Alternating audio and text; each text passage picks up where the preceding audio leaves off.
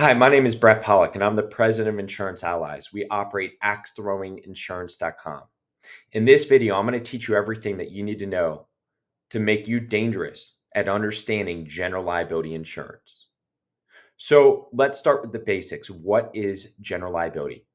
General liability consists of two main properties.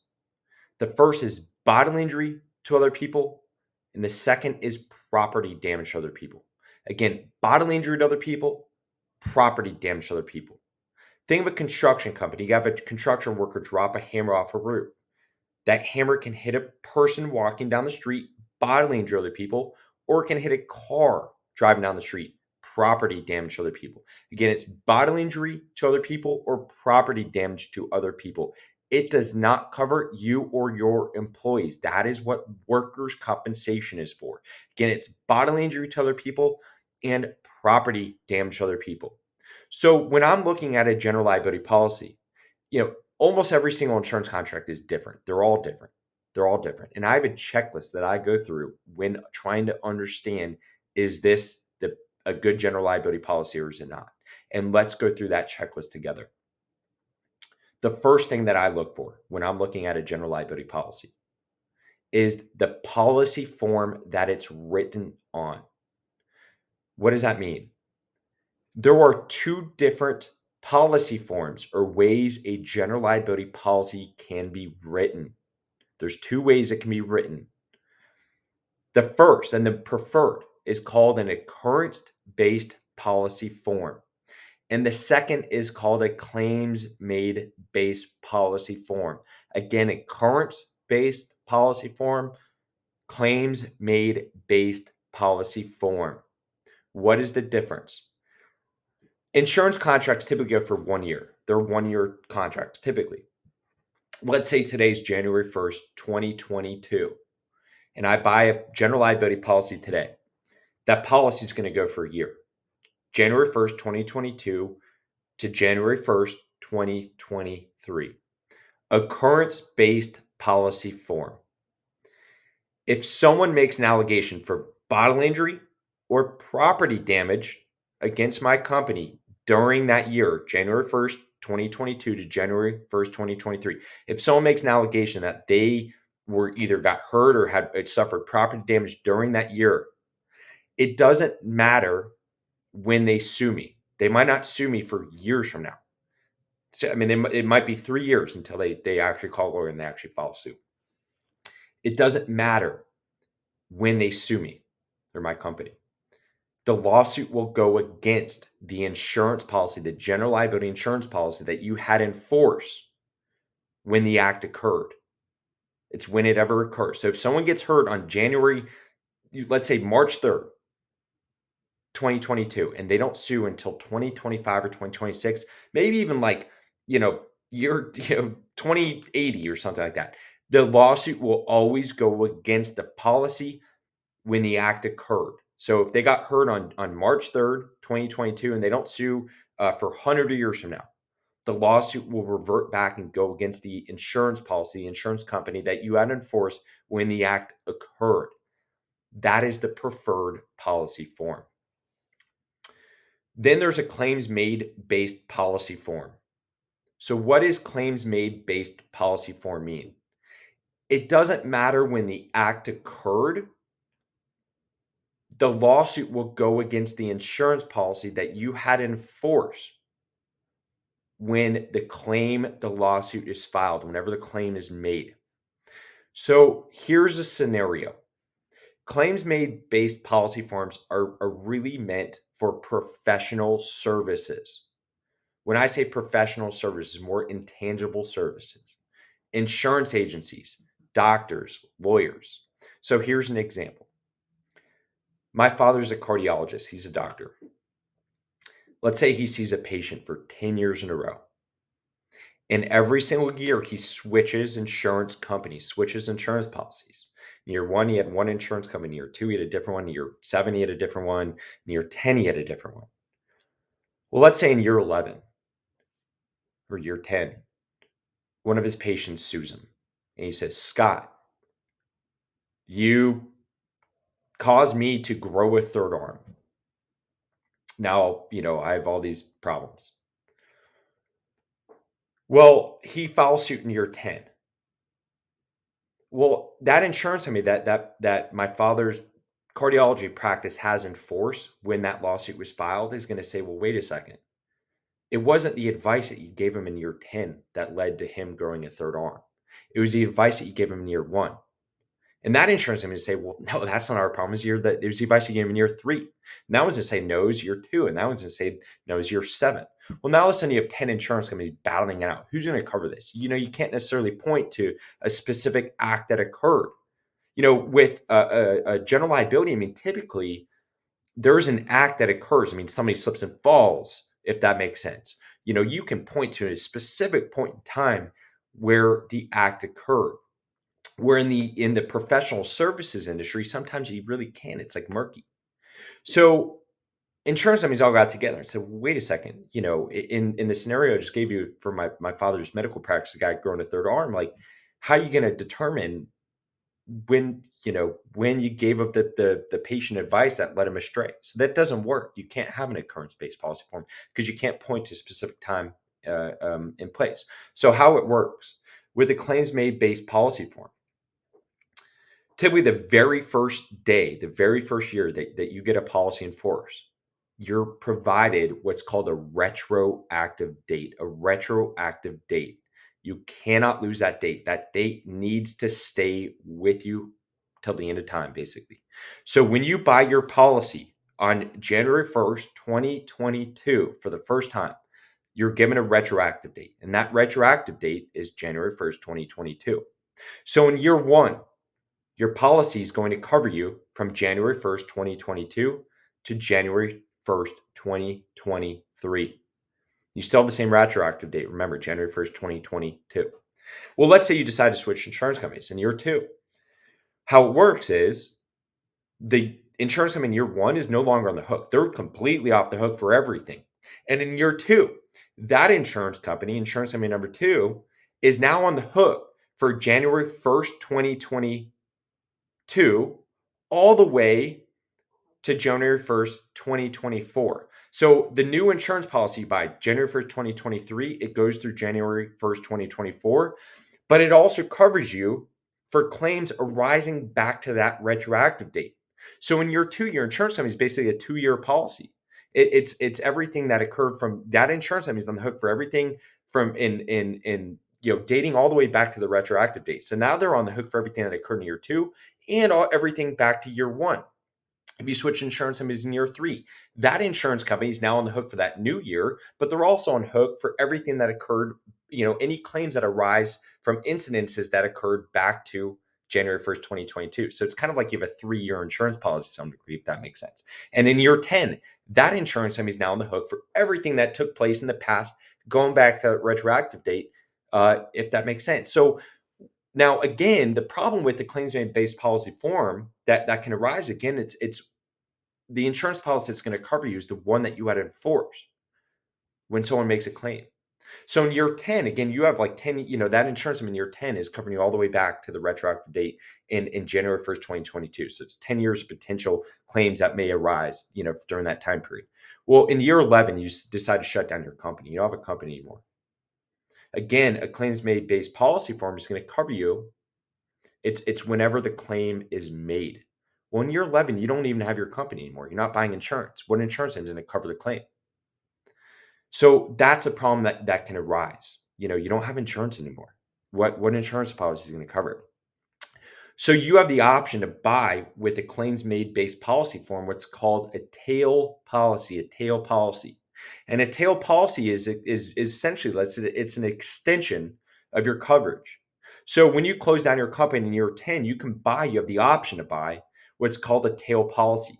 And oftentimes insurance companies on claims made based policy forms, they'll provide different tail options. Either maybe your coverage, it's basically extends your coverage, maybe 1 year, or you can extend it for 2 years, or sometimes you can even extend it till infinity. So if something were to rise in 10 years from now, you could basically buy a tail policy to where it extends out your coverage for a period of time. Now, the problems with that are a few things. First of all, um, There are costs to a tail policy. I mean, there are costs. Typically maybe a 1 year tail is maybe 100% or 1 year's worth of a premium. 2 year tail might be 150%. 3 years maybe 175%. So there are costs involved, but sometimes insurance companies don't give you unlimited tails. So there is a potential kind of gap, I guess you can call it, in insurance, where if somebody makes an allegation against you when it's not covered by that tail policy, but for something that took place in the past, you know you don't have coverage in place. So that's a problem. Then also, if you switch, and then also if you ever want to switch to an occurrence based policy form, you can't do it. You're going to lose. Essentially you'd have to buy a tail. You have to tail out your policy. So you potentially might lose a coverage for everything that took place in the past. So switching to an occurrence based policy form as well can cause a gap in insurance. So typically speaking, there are significant downsides to claims made based policy form. Um, in certain industries, certain situations, you just can't get an occurrence. I mean, you just can't. And unfortunately, kind of is what it is. But general liability policy forms, I mean, you really want to have an occurrence based policy form. I mean, you know when the act occurred, you know when somebody slipped and fell. You really want to have an occurrence based policy form. I'd highly advise to try to steer away from a claims made based policy form unless you just have to. For example, doctors. I mean, you basically have to have for their medical malpractice. I mean, it has to be written on a claims made based policy form, or in the legal industry or insurance agencies, etc. So sometimes you just can't get it, but if you can, you really want to have an occurrence based policy form. So now that we established, what general liability is and what policy form, okay, is an occurrence based policy form. Now we established, is this an occurrence based policy form? Now, what am I looking for? There is the latest version of the general liability coverage form stamped, issued, and approved by Insurance Services Office Inc. in America right now. I mean, there is the latest form, and I'm going to show it to you. So people send me their insurance policies from all over the country saying, Brett, can you get me better price? I look at money. I mean, money matters. But what are you getting with your money? I first, once I establish, okay, is an occurrence based policy form, then now let's look at the policy form. Let's look at the policy form. So I'll open up the policy in my review and I'll see, does it say at the top, commercial general liability coverage form? Then I'll go to the bottom and I'll look to see, does it say Insurance Services Office Inc. 2012? To the left, does it say CG, which is Commercial General Liability 00010413? That's April 2013. This is the latest version of the general liability coverage form stamped, issued, and approved by Insurance Services Office Inc. This is the latest form in America that you want. It is the same form that Hartford or Travelers or Chubb should be using for the flower shop next door, if that makes sense. I mean, this is the latest form that you should want and try to obtain. So let's read through this now. Let's read parts of this. So here's your insurance agreement. This is where they give you coverage. We will pay those sums that the insured becomes legally obligated to pay as damages because of bodily injury or property damage. So again, general liability is third parties suing you for bodily injury or property damage to others. So this gives you coverage. Now, on the next page of the form, you're going to find your exclusions. They give you coverage and then they take some away. And on the standard form in America, all of these things make complete sense. They all make complete sense. A, expected or intended injury. You cannot go up to a customer and punch them in the face because you don't like how they look and think your insurance company is actually going to cover you. But then it says this exclusion does not apply to bodily injury resulting from the use of reasonable force to protect persons or property. I mean, if you have a madman come in your place, he's trying to hurt everybody else inside. Of course, you're allowed to use reasonable force to stop him. You're going to save everybody else inside. Contractual liability. They're not going to cover you because of a dumb contract you sign with your next door neighbor, Bob. And Bob comes up to you guys and says, hey, I'm getting sued. I don't want to pay for my lawsuit. Let's sign this contract together and put your insurance company on the hook for it. Why would they cover that? They're not going to cover that. C is liquor liability. If you're selling alcohol, selling, serving, or furnishing alcoholic beverages, you have to obtain what's called liquor liability insurance coverage. Liquor liability is a misconstrued term in America, in my opinion. By the way, it really should be called alcohol liability. But liquor liability is insurance coverage for selling, serving, or furnishing alcoholic beverages. That is not covered by a general liability policy. You need to obtain separate coverage for liquor liability. Now, I'm going to show you a little hint, a little trick here. If you read this, selling, serving, or furnishing alcohol beverages, it's all excluded. But then in a standard general liability policy form, they give this paragraph in here. And this paragraph says, however, this exclusion applies only if you're in the business of manufacturing, distributing, selling, serving, or furnishing alcoholic beverages.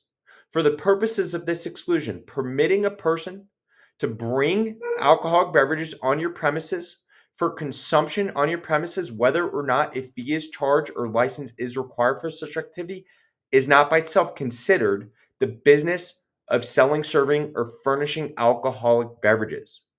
This is your stereotypical BYOB language in an insurance policy. Another insurance terminology for this that you might hear at some point is called host liquor liability. This is where your BYOB language can be found.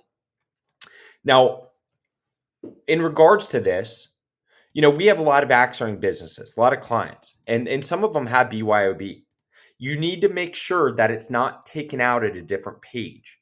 So some insurance companies, a lot of them will throw on, there's a base policy form. And then oftentimes insurance companies will have what's called endorsements or riders on the policy. And endorsements or riders, they change the coverage. They change the policy. You need to make sure that this is not taken out on a different page because oftentimes it might be, especially in our industry. But this is where you might find BYOB language. So now moving on to other exclusions. D and E, both of these relate to workers' compensation.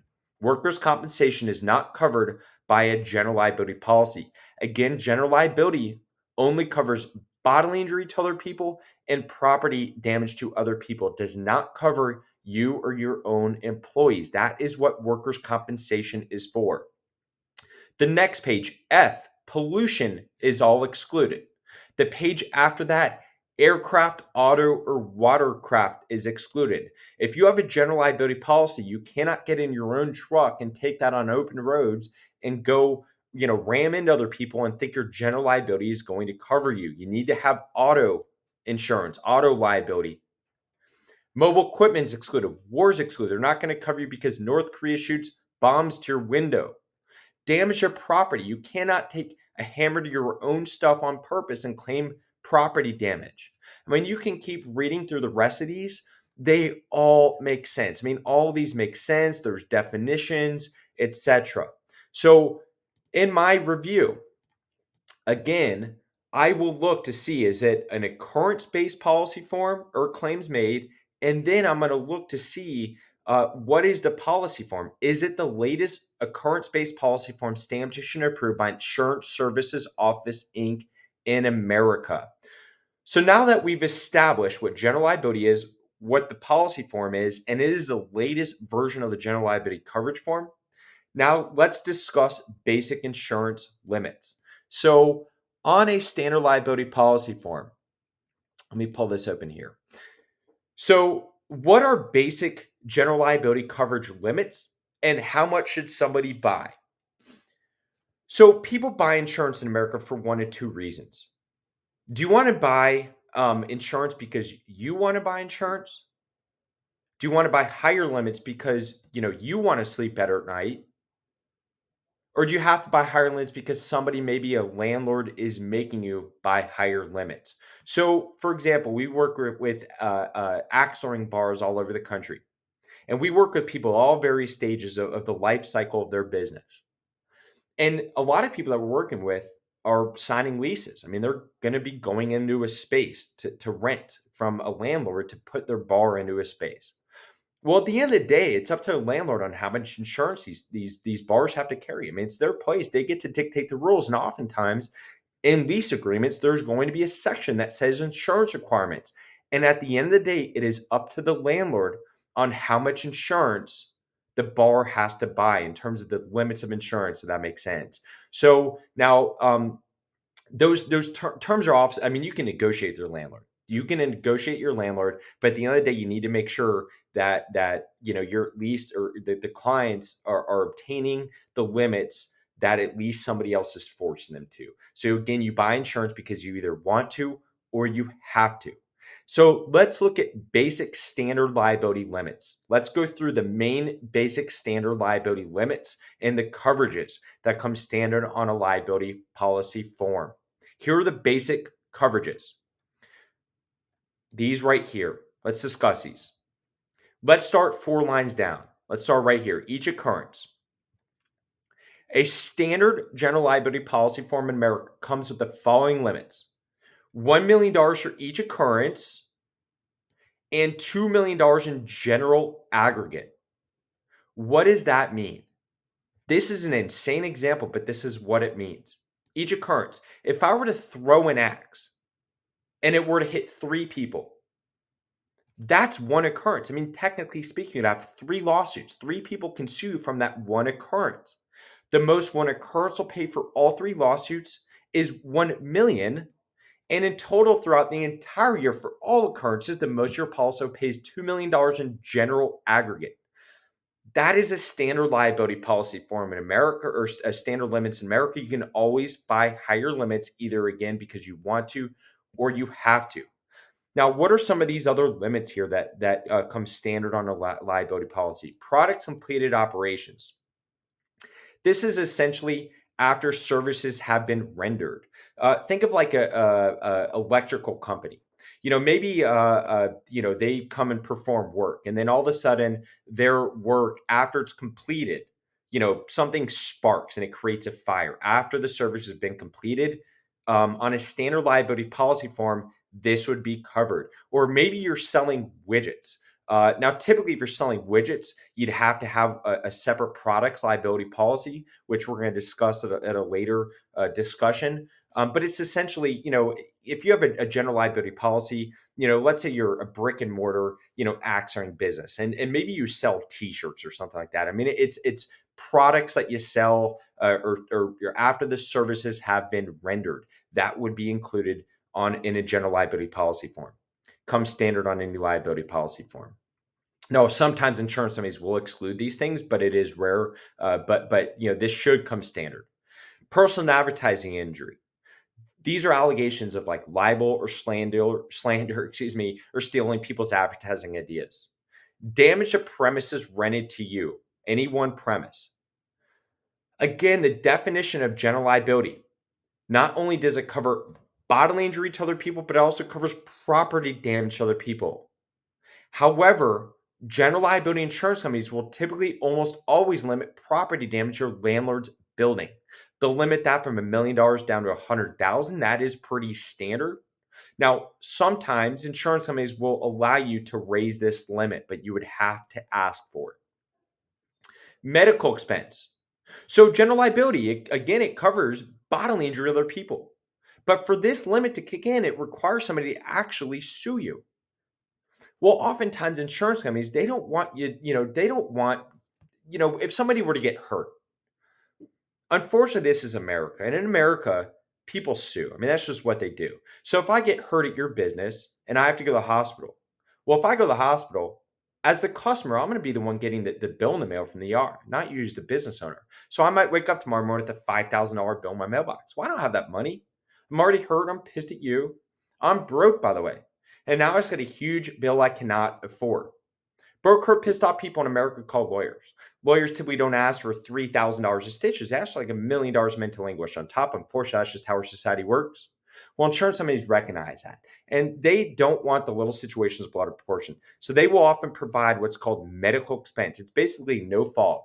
Hey, person, send in your medical bills that you incur, no questions asked. We're just going to send you up to $5,000 to take care of them. Hopefully you're not pissed off anymore. Then you're not going to start calling every single one in America. Then you're not going to, start suing for $1 million instead of 5,000. If they still sue you, still get $1,000,000. The point is to squash the little situations before they blow out of proportion, if that makes sense. Deductible. Sometimes insurance companies, general liability insurance companies, will have a deductible. You need to pay attention to that. Now, here's a trick. Next thing on my checklist, deductible. It can either be per occurrence or it can be per claim. Ideally speaking, you want to have per occurrence. So, for example, going back to my axe ring scenario, let's say I were to throw in a customer threw an axe in my place, my bar, and that axe hit 3 people. Well, you could be sued 3 times. Again, that's one occurrence, but you might be sued 3 times from that one occurrence. Well, if you have a per claim deductible and the deductible, let's say the deductible is $2,500 and you have a per claim deductible. So let's plug this in, 2,500. Let's say the deductible is 2,500 and let's say this is per claim. Well, if one person throws an axe and it hits 3 people, you could have 3 claims from that one axe or that one occurrence. Well, if you have a per claim deductible, you got to pay your claim 3 times. You got to pay your deductible 3 times. If you have a per occurrence deductible, you only have to pay for it once.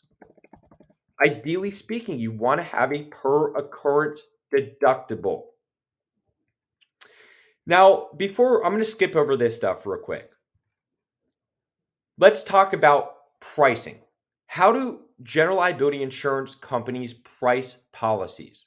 They typically have to come up with price in some metric, some form or fashion.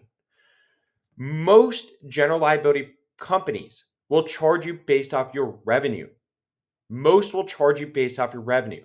So, for example, why should one axe throwing venue, one bar with 5,000 square feet, 5 axe throwing targets, and 1,000,000 people they thrown an axe be paying the same as a place right next door, the exact same setup, and nobody are throwing an axe? It's a different risk to an insurance company. It's a totally different exposure. So they don't charge you, how big it is or how many axe throwing targets you're going to have. They're going to charge you based off your revenues. You have to project your revenues for 1 year, and they will charge you based off your revenues for 1 year. So the cost for general liability policy, a general liability policy, again, is typically based off your projected annual revenue, and they'll charge you based off that. So it's essentially a formula. It's your revenue times by a rate. That's your cost. I'm not saying so. Like, let's say the cost of this policy was like $7,500. I'm making up a number here. I'm not saying you shouldn't pay attention to what the end cost of your policy is. You should, but you have to look at your rate. I mean, the rate drives the entire thing. It's your revenue times by rate equals your cost. So if we do the math on this, we do 150,000, 50. Let me do this. 150, 1, 2, 3. And let's say the rate was $34 per thousand. Divide this by 1,000. So essentially, if you do the math on this, it comes out to $4,800. So you project your revenue for 1 year. Insurance companies will charge you based off of revenue. Now, oftentimes, liability policies are auditable. So you project your revenue for 1 year, they're going to charge you based off of revenue. And then at the end of the year, insurance companies, they're allowed to typically audit you. I mean, they're allowed to contact you and say, hey, you projected 150,000. Did you really do 200,000 or 300,000? And if you go over, they're allowed to send you a bill for whatever the difference is. But if you go under, they don't give you money back. But why is that? That's not fair. There's a concept in insurance. The higher you project your revenue up front, potential to lower the rate you get in the formula. So let's say you projected 200,000. Maybe they give you a rate of $30 per thousand. The higher you project your revenue, the lower the rate. And the lower you project your revenue, the higher the rate. There's an inverse relationship in insurance between revenue rates, like buying a book or going to Costco. The more you buy, the better deal you get. Well, you could cheat the system if you wanted to, purposely overshoot this number to get a better rate. Then you do a fraction of what you said you were going to do. You pay a lower rate up front, you get your money back. You kind of cheat the system. That's why insurance companies don't give you money back, if that makes sense.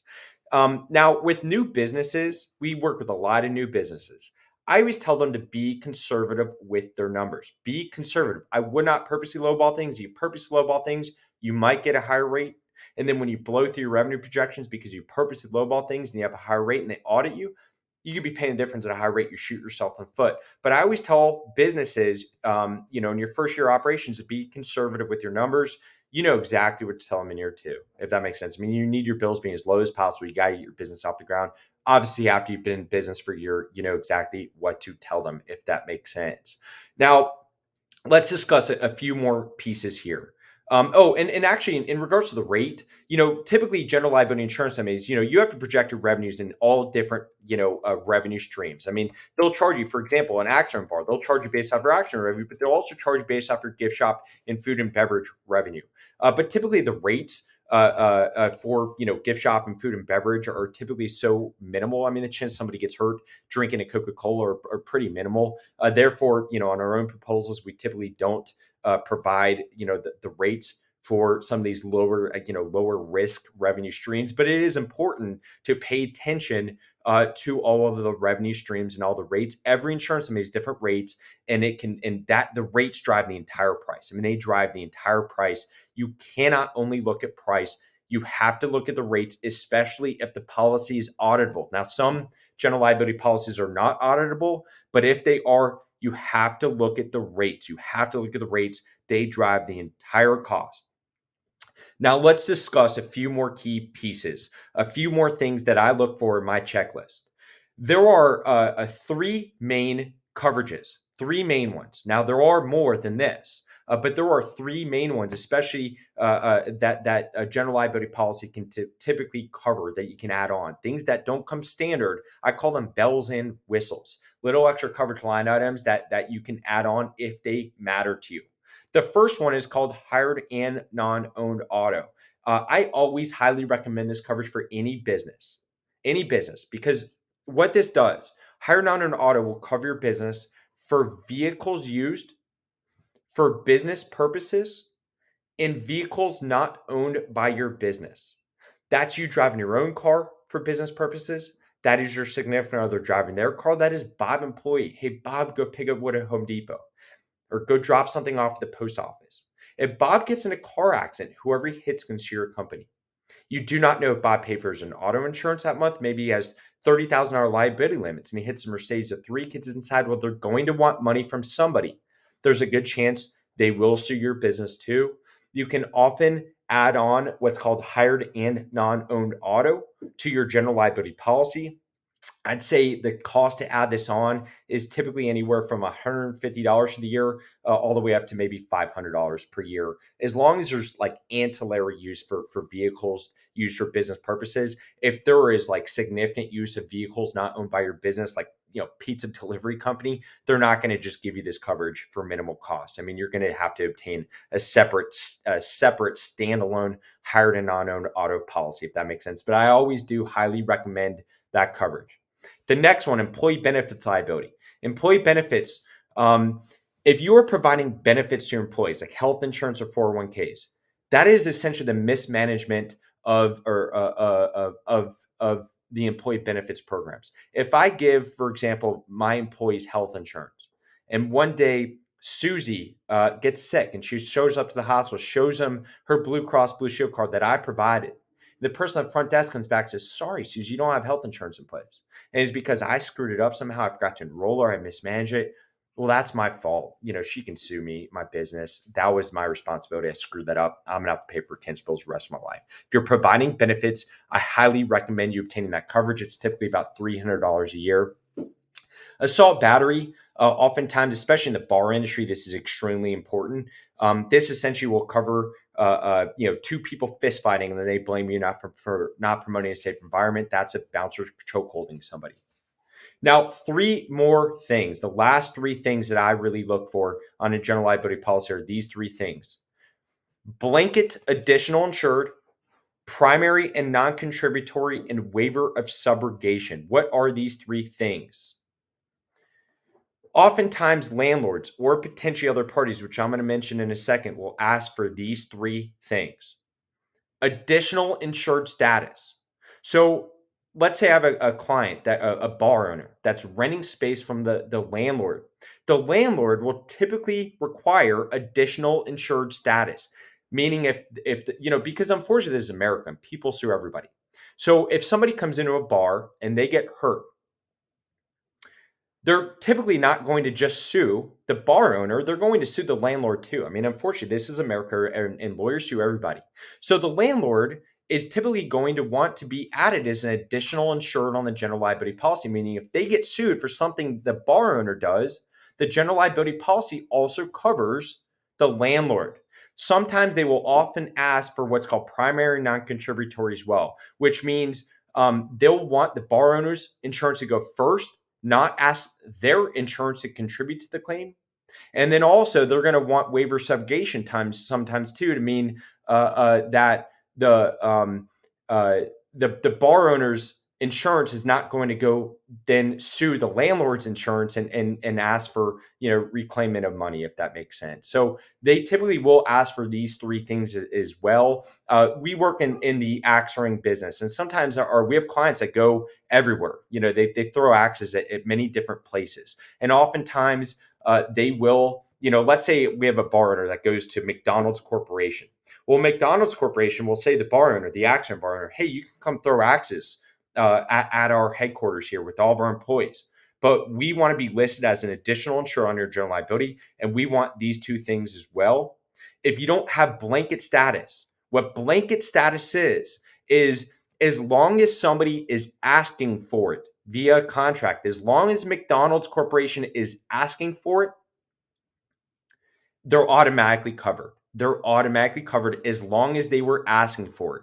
If you do not have blanket status, then you have to get McDonald's Corporation specifically added to the policy. If you have to get them specifically added to the policy, insurance companies will typically charge for that. Let's say $150 processing fee. So ideally, you want to have blanket status, which means as long as somebody is asking for it, they're automatically covered. So that is my quick lesson on general liability insurance, on the things that I look for in my review of a general liability policy to understand, is this a good policy or not? Thank you for listening in. I hope this is beneficial, and I'm confident you can follow these steps. It will make you dangerous at understanding general liability policy or general liability and picking insurance policies apart. Again, if you, oftentimes you have to get a different insurance agent fired to get yourself hired. And if you follow these steps, I'm telling you, more times than not, you're going to be able to find something wrong that you can point out to the business that you're vying for. Thank you so much, and I hope this was helpful.